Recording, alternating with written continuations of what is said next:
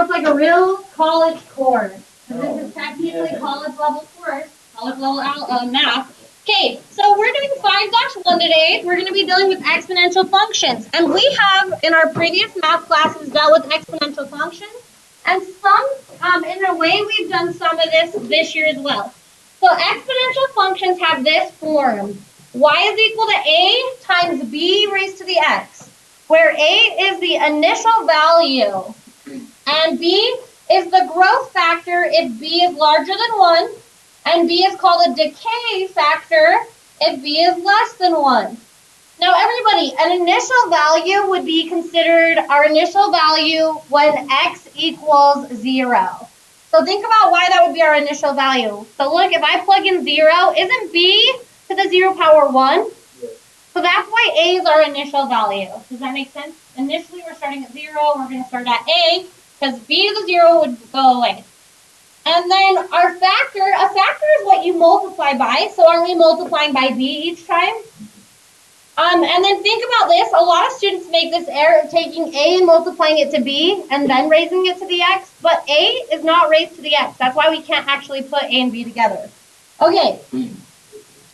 Now B cannot be 1, or it's not considered exponential anymore. Now think about why that is. If we have 1 to the first power, we get out 1. 1 to the second power, we get out 1. 1 to the third, 1, 1, 1. Now it's just a line. It would always be 1. So B cannot be 1. It would just not be considered exponential anymore.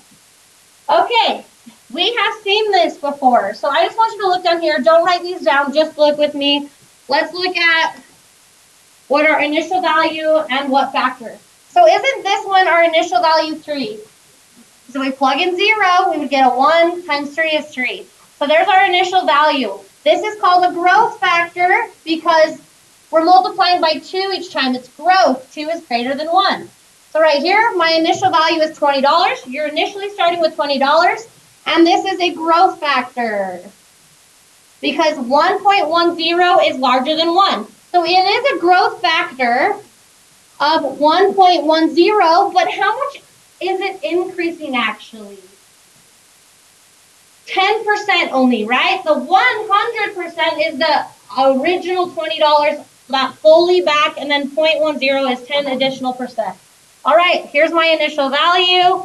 This is my growth factor. It's larger than 1. Now, question for you. The growth factor is 2.3. How much increase is taking place? 130, because 100% of that is it's the original -2. Does that make sense, everybody? Okay, cool. It is still growth. Now, right here, this would be a decay factor.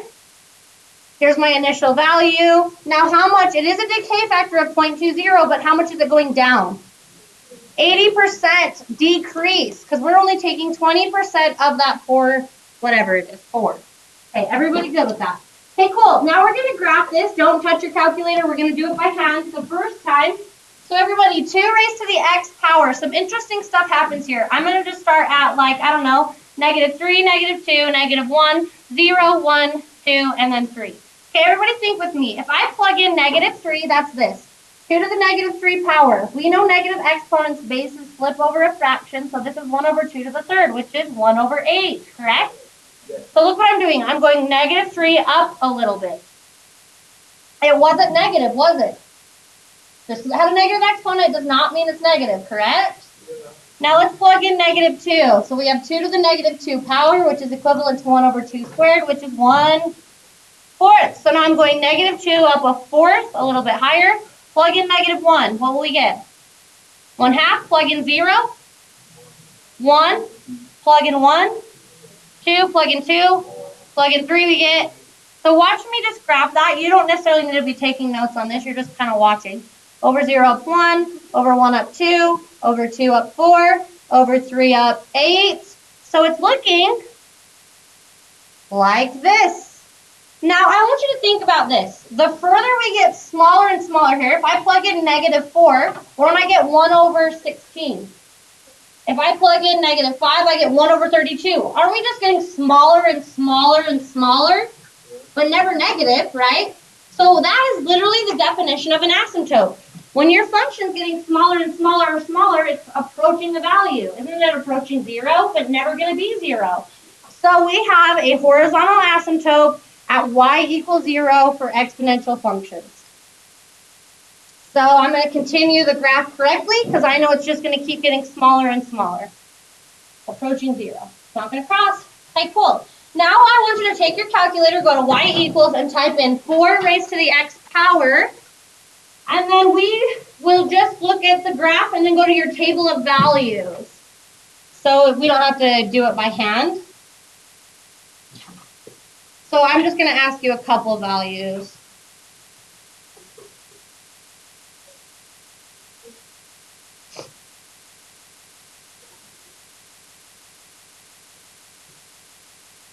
I'm going to graph it in blue. So you guys tell me what some values are. So over 0 up 1 is still going to be our initial value, right? Because if we plug in 0, we get out 1. Over 1 up 4. Over 2 up 16. And then over negative 1, we get 1/4. So it's like right down here, right? So look what's happening. It looks the same, doesn't it? It looks the same, doesn't it? It's just growing quicker up there. The growth factor was larger, so it's going quicker up. Does that make sense? And it's going to approach 0 quicker, but still approaching 0. Does that kind of make sense, everybody? Now look at the equation, because a lot of people have a hard time. If I say, what's the initial value? They kind of like to say 2. Not true. Growth and decay factors are what's raised to the x. So isn't this the same thing as 1 times 2 raised to the x? So it makes sense of why our initial value is 1. Okay, all good? Kind of cool. So now let's look at if we have a negative exponent. Can anyone remind me of what this reflection is right there? The reflection over the y-axis, right? If it's a negative up with x, it's a reflection over the y-axis. So we just graphed the the pink was 2 raised to the x. These are literally going to reflect over the y-axis. So these will come this way. Look, the algebra will just make sense. We'll just do a couple values. -2, -1, 0, 1, 2. So watch. We have 2 minus -2. Isn't that 2 squared? 4. So if we plug in -1, won't we get out 2? If we plug in 0, we'll get 1. If we plug in 1, won't we get 1/2? If we plug in 2, we'll get 1/4. So that looks like it's making sense. Over -2 up 4, over -1 up 2, over 0 up 1, over 1 up 1/2, and then so on. And so we still have this horizontal asymptote at y equals 0, because no matter what, the larger we get, the smaller this gets. So it's still, oops, I didn't connect that very good. You get the picture though. So this will be the same thing, right? Is everybody good with that? Okay, cool. Hey, almost there. I'm going to let you work after this one. Just watch this one example here. So everybody, I'm going to ask you a couple things here. What is my initial value? So I'm going to ask things like this on the test. 2, what's my factor? Is it growth or decay? Growth. Okay, let's graph this quickly. So we know that asymptote is at 0. Because think about plugging in a negative exponent is just going to make it a fraction, right? So we have a horizontal asymptote at y equals 0. That helps us graph it. So I always graph that in first. And now we're going to plug in some values. Plug in 0. We get out 2. Plug in 1. We get 3 to the first power is 3. 3 times 2 is 6. Now look how that makes sense. Between this point and this point, didn't we times by 3? Right? From 2 up to 6, we times by 3. Okay, now let's plug in a -1. So that would be this. 2 times 3 to the -1, which is equivalent to 2 over 3. Right?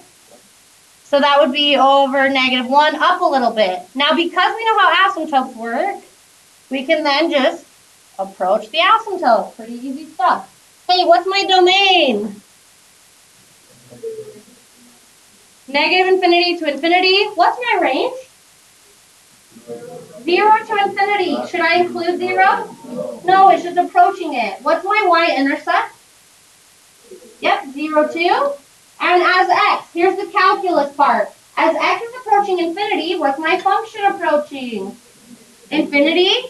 As x grows to -infinity, what value is my function approaching?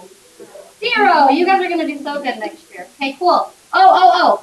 Hey, what is the reflection here? We're almost there. What's the reflection here? Over the x-axis, correct? Okay, cool. So we would say, okay, let's draw this in. So we know we still have an asymptote, a horizontal asymptote at 0. My initial value is plug in 0. Don't we get out -2, everybody? Now look, plug in 1. Wouldn't that be -2 times 3? Which is -6. That makes sense. Didn't it used to be up here? It's reflected down over the x. It's making sense. We knew we had a point up here originally, so now it's going to be down there. So we know how asymptotes work. It's going to come up like this and come down like this. Everybody good? What's my domain? -infinity to infinity. What's my range? Good. -infinity up to 0, not including. What's my y-intercept? Yep. Okay, 0, -2. You're right. As x is approaching infinity, where's my function approaching? -infinity. As x is approaching infinity, what's my function approaching? 0 again, isn't it? Yep. Awesome. Okay, what I want you to do is go to your homework, do these two problems, 11 and 13. So go to the special place where you're going to do your homework on some lined paper and do those two. So now we're going to take these exponential functions and we're going to start transformations of them. We're going to start moving them around. Now we already know how shifting of all functions works, so it's not going to be a huge new thing to us, which is lucky. So this is the format of a shifted exponential function. We're still going to have an initial value. Our a will still be our initial value. B is our growth or decay factor still. And then our x minus h is your shift left and right. Anything grouped with x is your shift left and right. We go opposite of the sign. Anything added to the function on the outside of the function is your shift up and down, and our sign stays the same, just like with all functions. And then we know if we have a negative in front with a, that's a reflection over the x-axis. And then we also know if it was a negative in front of x, that's a reflection over y. So now I'm just going to show you down here, looking at these, what the parent function would be considered. And then in words, we're going to describe the shift. You don't really need to take notes. I would just kind of watch this bottom part. Is everybody good with this top part? Need more time? Write it. I'm going to scroll down. Do you want more time? Okay.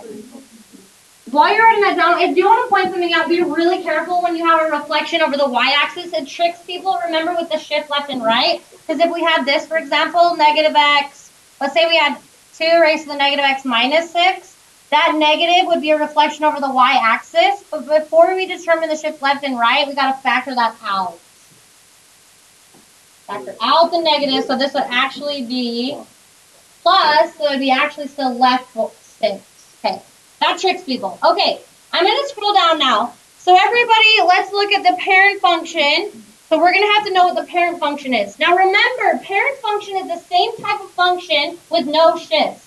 So it's got to have the same format. So the parent function here would be base 2 raised to the x power, right? This would be the parent function. And then in words, the shift was right 3, up 1. Now think about it. On this, we had a horizontal asymptote at 0, didn't we? Because the further we get in the negative direction, the smaller our fraction is, the closer it approaches 0. Now we're taking this and shifting it up 1. That would take our horizontal asymptote, and now it would be at 1. Okay, let's look over here. A lot of people will put this as the parent function. They'll put -3 times 2 to the x, but that's not the parent function. The parent function would have a 1 in front. So we would literally, the parent function would be 2 raised to the x for this. So we would then, in words, describe the shift as left 1, down 4, stretch of 3, yep, and a reflection over x. Any questions on that? So now, once again, the parent function's asymptote was at 0, so now it's down at -4. Okay, cool stuff. So I'm going to just graph 1, and then I'm going to let you just go for it on your homework for quite a while, like 15 to 20 minutes. So watch me just graph this one so you can see what would be required work-wise. So everybody, you would go like this. Okay, this was a shifted function, right? 1, this is exactly what I want to see on the test, up 2. So everybody, are we taking this origin and technically shifting it, the origin, right 1 up 2 units? So I'm going to take this little like origin and redraw it right here for myself. That's the new origin, we call it. New origin. So that helps me see that I have now a horizontal asymptote at positive 2.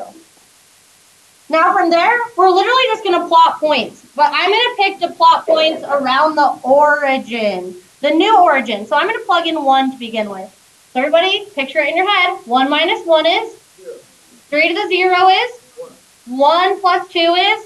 3. So I went over 1, and I got out 3. Everybody good? All right, let's plug in 2. 2 minus 1 is? 1. 3 to the 1 is 3. 3 plus 2 is? 5. So I went over 2, up 5. Let's plug in 3. So that would be 3 minus 1 is 2. 3 squared, right, is 9. 9 plus 2 is 11. So over 3, up 11, somewhere up there. Then I'm going to plug in a 0, because that's 1 point over here on this side of the new origin. So plugging in 0, that would be this. 3 to the negative 1 plus 2, which is 1/3 plus 2. So isn't that 2 1/3? So over 0, up 2 1/3 units. And because I know how asymptotes work, it's going to come down by this asymptote and go up like this. Okay, let's say the domain. Negative infinity to infinity. What's my range? 2 to infinity, isn't it? What's my y-intercept? It's when x equals 0. Didn't we say it was 2 1/3? Okay, so 0, and then I told you to never write a number like that, but I'm going to for today. 2 1/3. Now let's answer this question. As x is approaching infinity, where's the function approaching? Still approaching infinity. But now as x approaches negative infinity, what value is my function approaching? 2. Awesome. You guys just did some stuff that will help you with calculus. Okay, do these problems. This is what's required. This is like what's the in-class stuff. So everybody do it. This is going to help you practice. I'll let you finish it, and then we'll move on. They're really easy. Yes. Now we're going to look at the exponential function. It's kind of a special exponential function, e to the x. This e is called the natural base. So base e. Now, a lot of times people will think e is a variable. It's not. E is actually just a number, just like pi is 3.14, you know. E is actually approximately 2.7. So it's literally just an exponential function. So this is almost equivalent to 2.7 to the x. And didn't we just graph a bunch of stuff just like that? Yeah, so think about it. If we plug in 0, we'll get 1, won't we? Right? If we plug in 1, we'll get about 2.7. And then think about this. If I plug in negative 1, that would just flip it over a fraction. We're going to get a decimal, aren't we? Aren't we still going to have a horizontal asymptote at 0? Okay, cool. Now I want you to go to your calculator, go to y equals for me, and type in e to the x.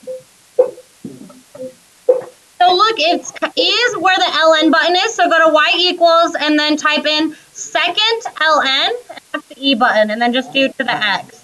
Now you can hit graph. Well, yeah, it's growth because e is 2.7, which is greater than 1. But let's go to the table of values.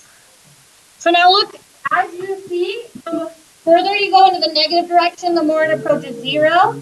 So I literally just have e. Oh, it was at about 7.3. So as you can see, e is literally just an exponential growth function, right? Kind of cool. So once again, this would just be a growth factor of 2.7 with the initial value of 1. Approximately 2.7, that is. So watch how easy this is. If I said to you, evaluate the function e to the x at 2, isn't this saying evaluate the function when x equals 2? You can just look at your table of values. About what decimal is it? 7.38, you said? 9, roughly? Okay, cool. Now watch, get out of it. I just want to show you this, because you're not always going to have whole numbers where you can look at your table of values. Get out of the graphing and literally just type into your calculator e to the negative 2. Like you literally have second ln to the negative 2. 0.135. Does everybody get that? Yeah. Cool. So that's just a number. Makes sense. Okay, awesome. That's where we're going to stop. Well, no, let's keep going. Okay, so that's just a special exponential function. Now watch, we have dealt with this already this year. So it says, given a car is worth $20,000 and its worth is depreciating at a rate of 20% per year, how much will the car be worth in 5 years? We know how to set this up. You could say, okay, so our car is worth $20,000 right now. It's going down by 20% or depreciating, so what should my factor be?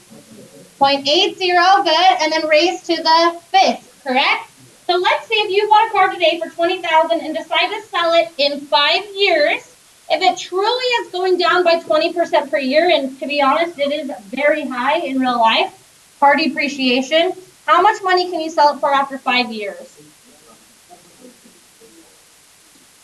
And what cents? 60 cents. So that is very much lower, correct? So this is actually really true. They always say, like, it's all depending on who you are as a person, but they say it is absolutely ridiculously not smart to buy a brand new car. Because the second you drive it off the lot, you are losing thousands of dollars. So let's pretend you, for example, want to buy a brand new car, but if you just opt for one that is 1 year old only, that's still a brand new car, it's going to be worth like $6,000 less than what you would have paid just 1 year prior to that. Does that make sense? It's crazy how quick it depreciates. It's just unreal. So you really get a way better deal if you don't buy a brand new car, but some people find it worth it to them. So anyway, it's kind of interesting. Okay, one more. This will be the last one before lunch. The bank is offering an annual interest rate of 2% on a savings account. You want to save for your child's college, so you put $500 in the account and make no future deposits or withdrawals. How much money will you have in 20 years when your kid goes to college? Well, let's see if this mom is smart. Mom or dad, I didn't say, right? So $500, what's my rate? 1.02, we have to have 100% of that 500 back plus 2 more percent, and then they're saving that for 20 years. This mom feels like she's being a great old mom. Let's see how much money her kid goes to college with. Okay, her kid's not going to college. So this is a good thing to actually know, okay? Because she's thinking 20 years, I'm going to be sad. And she goes and it's a sad day when she has to say, well, honey, you're not going to college. McDonald's it is, okay? Which is not a bad thing. Don't get offended. It's fine. Okay, sweet. So you would just have to think about these things. Cool. All right, let's end there before lunch. Okay. So, we just talked about 2 interest problems. Those were just simple interest where you were just getting interest once in the year. Now we're going to talk about the word compound and continuous interest. So this, interestingly enough, is one of the most commonly used real-world interest examples. So compounding interest continuously is used in the real world all the time. So when you're getting interest compounded continuously, that means instead of getting interest just one time in the year, you're literally gaining interest at any given day, at any given time, at any given second. You are always gaining interest on the amount you have in there. So that sounds like it's going to be a lot better, right? Yeah, okay. Well, it's not going to be as good as you might think, and we'll talk about why. It is still a decent interest rate, but okay, looking at this, if you're getting interest compounded continuously, you're going to use this formula to calculate the amount you're going to have. So P is the principal or put down amount, the initial value. E, we know is just a number. E is our growth factor of approximately 2.7. So even though you're gaining interest all the time, your factor is technically 2.7, which would be 170% increase. R is our interest rate. You do have to write it as a decimal. Here is the key thing. Everybody listen. You do not change the decimal to like have a 1 in front of it. You use the exact decimal because this is our growth factor. It's already being taken care of. So if we're getting an interest of 2%, you would just use 0.02. Don't change it. Does that make sense? Don't do 1.02. We're already taking care of the growth right there. And then T is the time in the account in years. Hurt. You only use it though if you're getting interest compounding continuously. All right, can I scroll?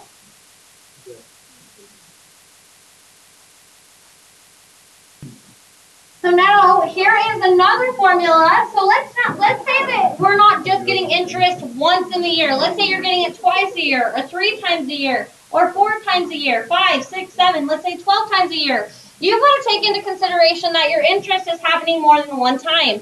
This is the formula you would use for that. So if you're not getting interest continuously, but a certain number of times in a year, more than one, you would use this formula. So P times by 1 plus R over N raised to the NT. So this is our put down amount. This will obviously be our growth factor. But we've got to take into account the R over N raised to the NT. So R is the interest rate, and you would not change the decimal again. And then T is the time in the account, and N is the number of times the interest compounds or gains per year. So once again, if it just says you're gaining interest, then it's simple interest. But if it starts to say you get interest 4 times a year, you've got to take into consider it's happening 4 times. That would be your N. The number of times it compounds in a year. Then if it's continuously back to PERT. Or you will need to memorize those formulas. And then we'll do some examples. Do you have them written down? Can I? 5, 4, 3, 2. Formulas are over here on the right if you need them. Okay, so look right here. You can just look up here if you want. You don't have to write this down. Just see how this actually plays out. It's going to be kind of interesting. So it says a total of $12,000 is invested at an annual interest rate yearly at a 9% increase. Find the balance after 5 years if the interest compounds quarterly. So now you say to yourself, we're getting interest more than once a year, right? We have to set up using that like uglier formula. So our put down amount is 12,000. And then our interest rate will be 1 plus R is the rate, 0.09. Notice I did not change the decimal, right? Divided by N. How many times in a year if it's quarterly getting interest? 4 times. Divided by 4 raised to the 4 times 5 because it's 5 years. Now, before we calculate that, let's go on to monthly. So once again, it's happening more than once in a year. So we're going to use that formula, 0.09. But now it's 12 raised to the 12 times 5. Obviously, it's going to be more than that because you're getting interest more. But you'll be surprised at how much more. Continuously is PERT. So you would do P, which is the put down amount, $12,000. E is the rate. Our E is the growth factor times by 0.09 times by 5. Okay, everybody pick one and calculate it and tell me the amount. Now we know continuously you're getting interest all the time. That's going to be our best rate. But watch what happens. It's kind of interesting. It's not that much different. These three actually are not significantly different. And we'll talk about why. So tell me if you get quarterly, tell me how much this person has. Monthly or continuously. Pick one, calculate it, shout out. Okay, what is it?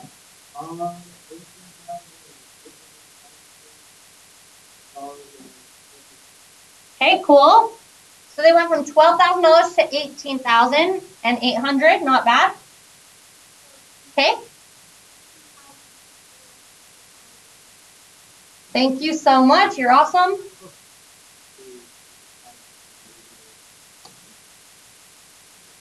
Okay, look at the difference in these. Obviously, this one's more than that, but is it even that much more? You would think that 12 times in a year versus 4 would be a big difference. It's not that much more. Now, once again, in your head, you feel like continuously is going to be some huge amount because you're always getting interest. But notice it's really not that much more, right? It's the best, but still it's really not that much more. Now, here is why that is. If you think about it, it does make sense. So I just want you to think about what an exponential function looks like. So it looks like this, correct? All right, so now this is 0 right here, correct? So this would be like the amount out, the amount of money out you have, right? So we're starting here, which makes sense, right? You got to put in some money to get out some money. Now, as time goes on, in the first little bit, we are having a pretty big difference from here up to here, correct? A lot more in the short amount of time, right? But now look, as we go further out, it gets smaller in between. You see how then it starts to even out? It's kind of just the same. You get what I'm saying? It's just not a huge difference. Does that make sense? So that's why that does that. It kind of starts to go up, and then it's like, well, we can only go up and then just kind of stay there. Okay, cool. Do 61 on the homework. We're almost done. Here we go. So everybody, just a reminder of what one-to-one means. You don't need to write this down. This isn't hugely important, but I just want to remind you, one-to-one means that the original function is a function and the inverse is also a function, right? Remember? So, but also essentially what that means is every element in the range of a function will correspond to exactly one element in the domain of the function. That's what makes it one-to-one. So we use that information that every y value will have one x to solve this equation. Now remember, this is solving an equation because there's an equal sign. We're solving for x. So what we're going to do is we're going to rewrite both of these to have the same base. So we have a 3 to the x power, which equals what's, if we want to write 9 as base 3, what is that equivalent to? 3 squared. Now look, we want to know what x value will make this a true statement. So isn't it true to say x must equal 2? We can just use the exponent to solve there as the same base. Very straightforward. Now, what one-to-one is really saying is that the only answer that makes this true? Yes. Okay, perfect. So look at number 46. You should write this down in your homework section. Use the one-to-one property to solve. So you would say, okay, I need to put these both as base 2. Now, there is another way to solve later when we'll learn other ways to solve this, but for right now, this is how we'll solve it. So we have 2 raised to the x minus 3. That's equal to, rewrite 16 as base 2. 2 to the 4th power. So now look, my true statement is x minus 3 must equal 4. So x must equal 7. That's what's going to make this a true statement. We solved for x. Pretty easy stuff. Now this one is a little bit more advanced thinking. We need to rewrite this as the same base. There's actually a couple ways to do this. We need to rewrite this 125 as base 1/5. Can anyone think of how we would maybe do that?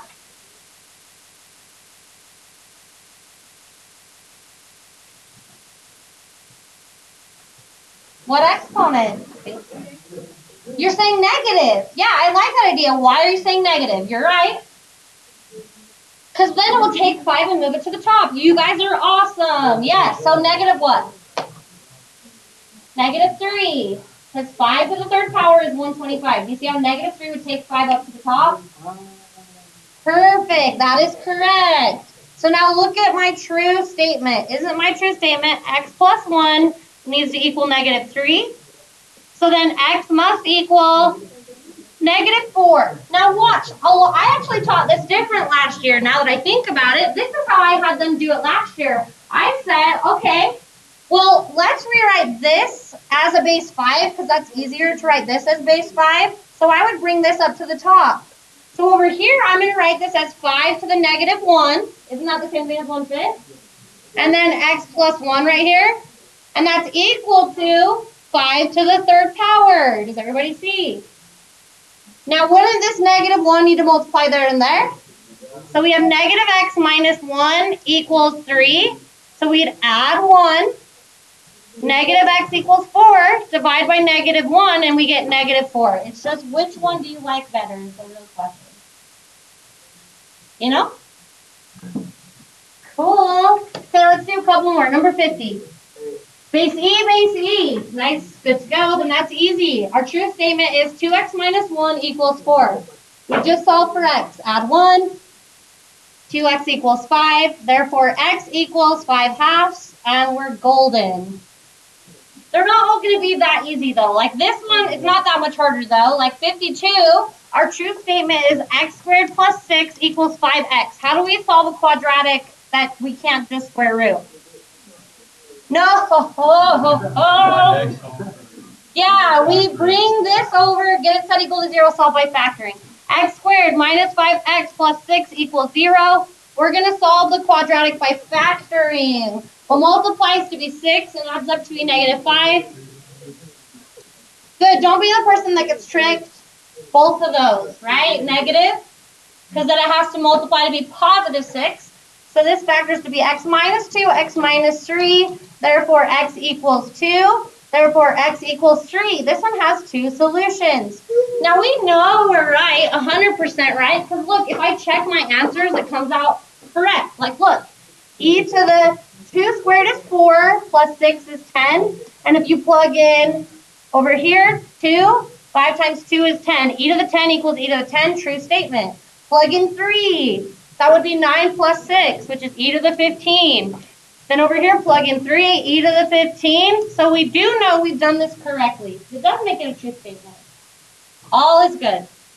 That is the end of the lesson. You already have the homework problems on that paper that I handed out. So if you're doing online, what I would do is just go through each section, read the directions, pick 2 problems just for practice in class to make sure you don't have any questions for me before you go home. Those of you that are doing book homework, the time is yours to finish as much as possible in class.